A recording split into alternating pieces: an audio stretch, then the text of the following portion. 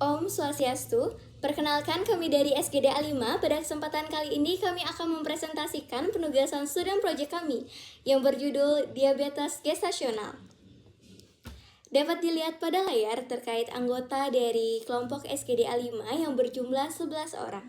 Baik, pada presentasi hari ini kami juga akan membahas terkait bab 1 pendahuluan, dilanjutkan dengan bab 2 pembahasan, serta diakhiri dengan bab 3 penutup, yakni simpulan serta saran dari penugasan student project kami.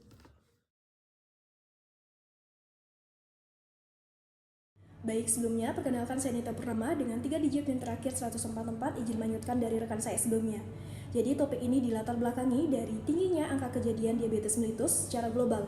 Salah satunya berasal dari Indonesia, yang berimplikasi pada salah satu tipe dari diabetes mellitus, yaitu diabetes mellitus gestasional atau GDM. Nah, GDM ini merupakan salah satu endokrinopati yang ditandai sebagai hiperglikemia setiap saat dalam kehamilan, yang dipengaruhi oleh hormon kehamilan. Kondisi ini juga ditandai dengan kadar glukosa darah puasa lebih dari 92 mg per desiliter atau 1 jam lebih dari 180 mg per desiliter atau 2 jam lebih dari 153 mg per desiliter.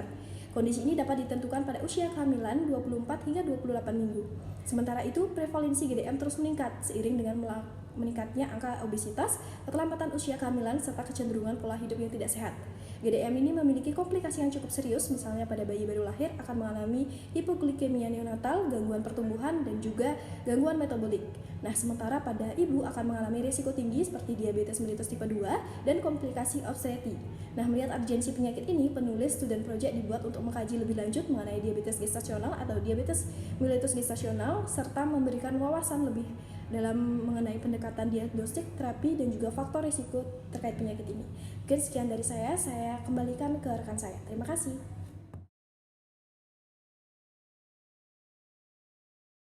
Perkenalkan, nama saya dari Surya Putra Bahwa dengan NIM Mahir 237, izin menjelaskan tentang definisi dari diabetes gestasional, yang dimana definisinya ini adalah kondisi hiperglikemia yang pertama kali terdiagnosis selama kehamilan dan juga ditandai dengan intoleransi karbohidrat yang dapat bervariasi tingkat keparahannya. Jadi kondisi ini umumnya muncul pada trimester kedua antara minggu ke-24 hingga ke-28 dan seringkali hilang setelah melahirkan. Sekitar 3% hingga 6% wanita hamil mengalami diabetes gestasional yang dapat meningkat risiko komplikasi seperti makrosomia atau bayi yang lahir dengan berat badan yang berlebih, dan juga preeklamsia dan juga infeksi saluran kemih. Mungkin sekian dari saya, terima kasih. Baik, saya Alia Kagwina dengan 3 digit NIM terakhir 216. Pada saat ini akan menjelaskan tentang epidemiologi DG. Salah satu faktor kunci dalam epidemiologi DG adalah usia ibu. Penelitian menunjukkan peningkatan risiko DG pada wanita yang berusia lebih dari 35 tahun. Hal ini mungkin terkait dengan perubahan fisiologis terkait usia yang mempengaruhi toleransi glukosa. Selain usia, obesitas dan kelebihan berat badan sebelum kehamilan juga merupakan faktor risiko utama. Wanita dengan indeks massa tubuh tinggi memiliki resistensi insulin yang lebih besar, meningkatkan kemungkinan berkembangnya DG. Riwayat keluarga dengan diabetes tipe 2 juga meningkatkan kerentanan seseorang terhadap DG, menunjukkan komponen genetik yang berperan. Faktor etnisitas juga berperan penting dalam epidemiologi DG. Wanita dari kelompok etnis tertentu seperti wanita keturunan Afrika, Asia Selatan, dan Hispanik memiliki risiko DG yang lebih tinggi dibandingkan wanita kulit putih. Perbedaan ini mungkin disebabkan oleh kombinasi faktor genetik, lingkungan, dan gaya hidup, pola hidup yang tidak sehat, kurangnya aktivitas fisik, dan riwayat medis tertentu seperti PCOS juga berkontribusi pada peningkatan risiko DG, yang ditandai dengan ketidakseimbangan hormonal, sering dikaitkan dengan resistensi insulin dan peningkatan risiko DG. Distribusi geografis DG juga menunjukkan variasi yang signifikan. Negara-negara dengan tingkat urbanisasi tinggi dan perubahan gaya hidup yang cepat, seperti negara-negara di Asia dan Amerika Latin, mengalami peningkatan prevalensi DG. Hal ini mencerminkan pengaruh faktor lingkungan dan gaya hidup terhadap perkembangan DG. Akses tersebut terhadap perawatan kesehatan prenatal dan kurangnya kesadaran tentang DG juga dapat berkontribusi pada angka kejadian yang lebih tinggi di beberapa daerah. Selanjutnya akan dilanjutkan oleh rekan saya. Izin melanjutkan untuk 2.3 yaitu etiologi, di mana diabetes gestasional dapat terjadi akibat perubahan hormonal dan resistensi insulin selama kehamilan, terutama pada trimester kedua dan ketiga saat sensitivitas insulin menurun dan pankreas harus memproduksi lebih banyak insulin. Jika produksi insulin tidak mencukupi, maka terjadi intoleransi glukosa yang berkembang menjadi GDM. Faktor risiko dari GDM meliputi obesitas, usia ibu di atas 25 tahun, riwayat keluarga dengan diabetes, dan riwayat melahirkan bayi makrosomik. Kelebihan lemak tubuh dapat meningkatkan resistensi insulin melalui produksi adipokin. Sementara faktor genetik seperti varian gen GCK dan TCF7L2 juga berkontribusi terhadap kerentanan terhadap GDM. Sekian dari saya. Baik, sekarang saya akan melanjutkan pada bagian patofisiologi dari diabetes mellitus gestasional. Sebelumnya perkenalkan saya Dewa Madedwendra Arka Dewanta dengan 3 digit yang terakhir 128. Jadi secara umum patofisiologi dari diabetes mellitus gestasional serupa dengan diabetes tipe 2, yakni diawali dengan resistensi insulin akibat tingginya kadar glukosa secara kronis yang nantinya juga akan menyebabkan disfungsi sel beta pankreas. Namun yang membedakannya dengan diabetes lainnya yaitu diabetes ini terjadi karena perubahan semasa kehamilan. Jadi semasa hamil itu terjadi beberapa perubahan, contohnya itu perubahan pada hormon ibu dan juga perubahan fisik pada ibu. Dengan deposisi lemak yang makin banyak, kenaikan berat badan, sehingga itulah yang nanti berperan pada terjadinya penyakit ini. Jadi selama hamil terjadi peningkatan fisiologis hormon plasenta seperti hormon pertumbuhan, cortical releasing hormone, human placental lactogen, dan hormon-hormon lainnya. Nah, pengaruh dari dinamika kerja hormon ini memengaruhi aktivitas dari reseptor insulin, sehingga kadar glukosa dan asam lemak bebas dalam darah ibu itu meningkat.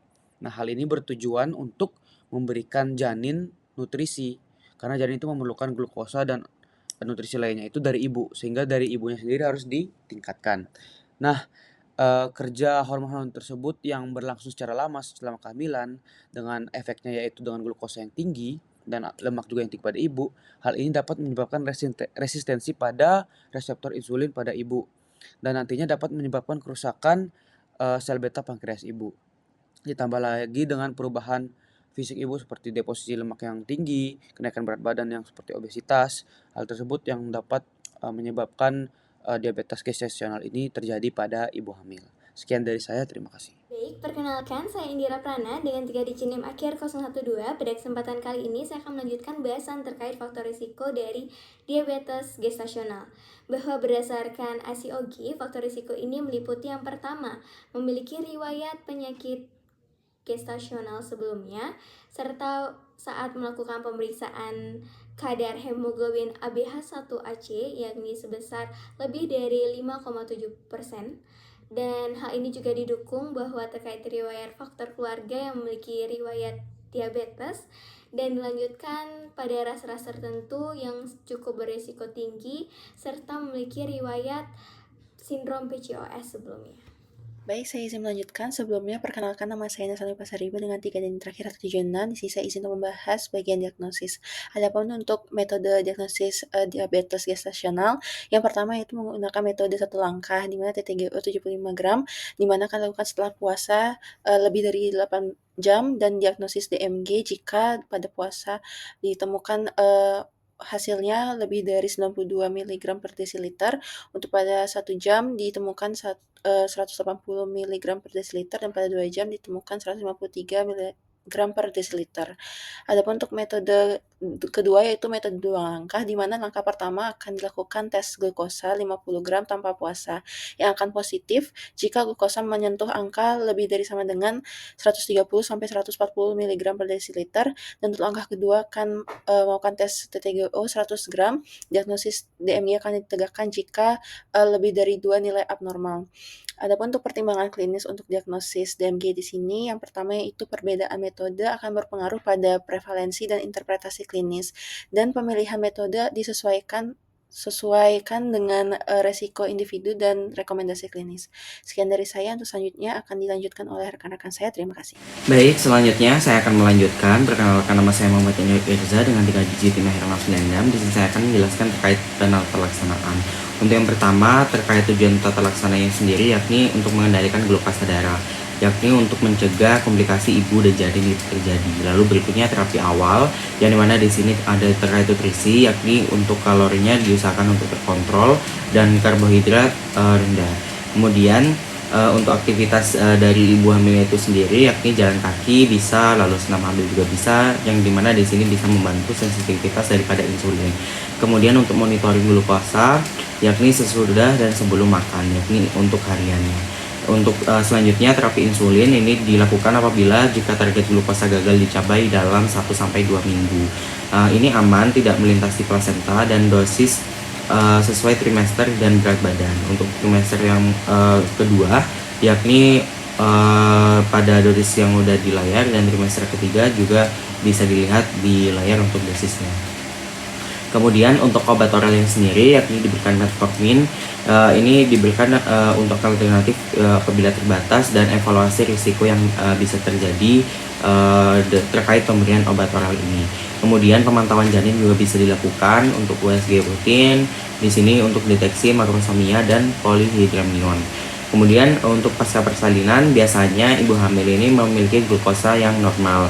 Tetapi untuk ibu hamil yang memiliki risiko diabetes tipe 2 perlu di follow up dan edukasi lebih lanjut. Mungkin itu dari saya, akan dilanjutkan oleh rekan saya. Terima kasih. Baik, saya izin untuk melanjutkan. Sebelumnya saya Made Ayunda dengan NIM Digit akhir 085. Jadi di sini terkait komplikasi yang dapat terjadi baik pada wanita hamil maupun bayinya yang dia kandungnya. Di mana untuk komplikasi yang dapat terjadi pada seorang wanita hamil yang mengalami diabetes gestasional, yakni hipertensi dan juga penurunan penglihatan selama masa kehamilan, seperti yang dialami oleh pasien diabetes mellitus kronis pada umumnya. Selain itu, wanita hamil dengan diabetes gestasional berisiko bersalin secara sesar sebesar 10% ataupun dapat mengalami makrosomia sebesar 14%. Di mana wanita hamil yang telah didiagnosis diabetes mellitus gestasional, maka kemungkinan untuk mengalami diabetes mellitus di kemudian hari pasca melahirkan juga semakin besar.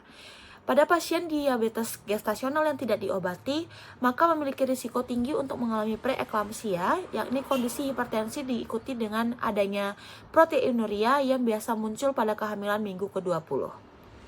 Selain komplikasi yang dapat terjadi pada ibu, kondisi diabetes gestasional juga dapat berdampak pada bayi yang akan dilahirkan, di mana bayi berisiko mengalami fetal makrosomia, yakni kondisi berat badan bayi lebih tinggi dibandingkan normal.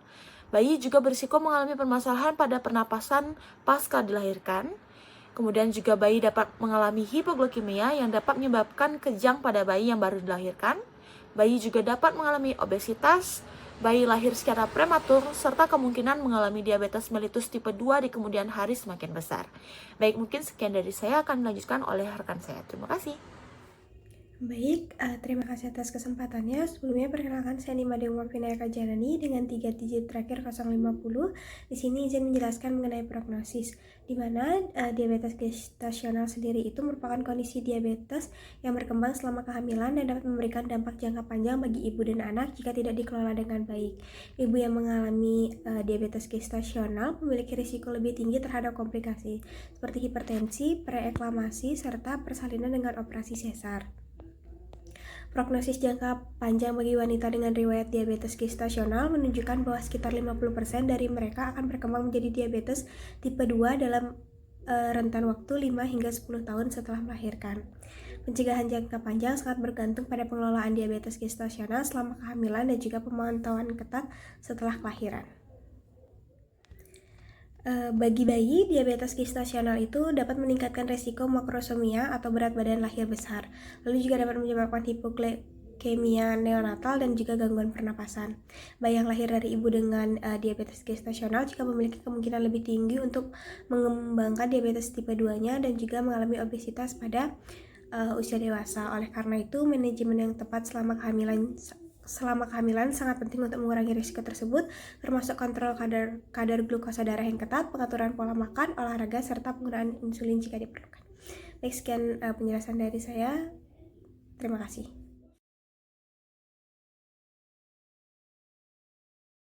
Baik, sebelumnya perkenalkan nama saya Madista Palawikunta dengan 3 digit NIM terakhir 99.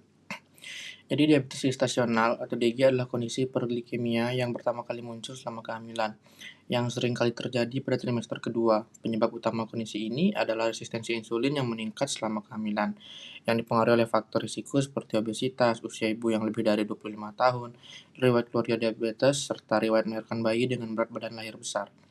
Kondisi ini dapat menyebabkan komplikasi serius bagi ibu seperti hipertensi, preeklamsia, serta peningkatan risiko persalinan sesar, dan bagi bayi seperti makrosomia, hipoglikemia neonatal, dan gangguan pernapasan. Jika tidak ditangani dengan baik, ibu dengan diabetes gestasional juga berisiko lebih tinggi mengembangkan diabetes tipe 2 di kemudian hari.